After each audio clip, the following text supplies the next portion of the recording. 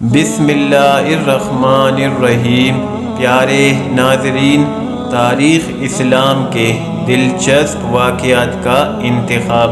جو دوست چینل پر نئے ہیں وہ چینل کو سبسکرائب کرے۔ ویڈیو کی جانب بڑھتے ہیں۔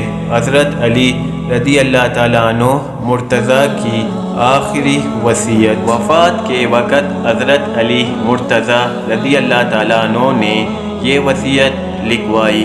یہ علی بن ابی طالب کی وصیت ہے۔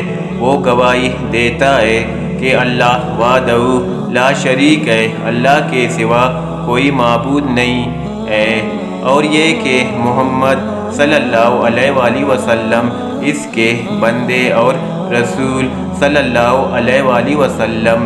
میری نماز، میری عبادت، میرا جینا، میرا مرنا، سب کچھ اللہ رب العالمین ہی کے لیے ہے، اس کا کوئی شریک نہیں ہے، اسی کا مجھے حکم دیا گیا ہے، اور میں سب سے پہلے فرما بردار ہوں۔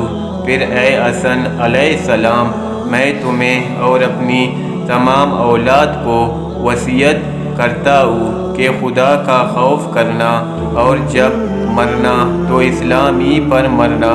سب مل کر اللہ کی رسی کو مضبوطی سے پکڑ لو اور آپس میں پھوٹ نہ ڈالو، کیونکہ میں نے ابو القاسم رسول اللہ صلی اللہ علیہ وآلہ وسلم کو یہ فرماتے ہوئے سنا ہے، آپس کا ملاپ قائم رکھنا، اپنے رشتہ داروں کا خیال رکھو، ان کے منہ میں خاک مت ڈالو، یہ تمہاری موجودگی میں ضائع نہ ہونے پائے، اور دیکھو تمہاری پڑوسی اپنے پڑوسیوں کا خیال رکھو، کیونکہ یہ تمہارے نبی صلی اللہ علیہ وآلہ وسلم کی وصیت ہے۔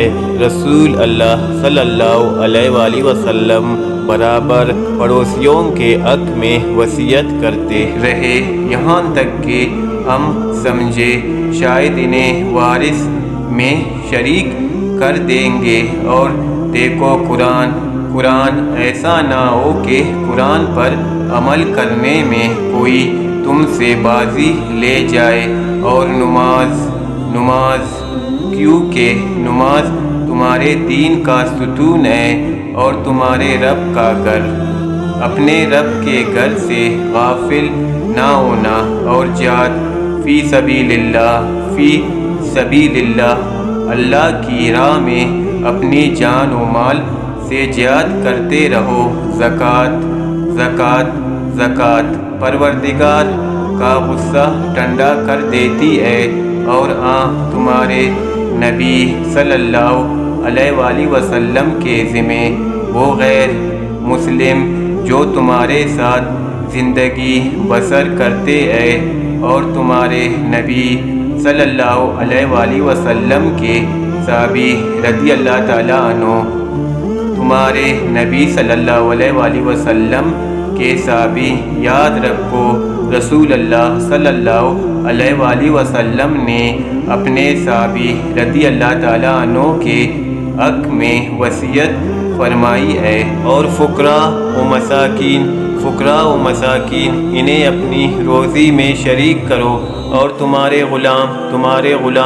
غلاموں کا خیال رکھنا، خدا کی باب میں اگر کسی کی بھی پرواہ نہیں کرو گے تو خدا تمہارے دشمنوں سے تمہیں محفوظ کر دے گا۔ خدا کے تمام بندوں پر شفقت کرنا، جب بات کرنا تو میٹھی زبان میں کرنا، ایسا ہی خدا نے حکم دیا ہے۔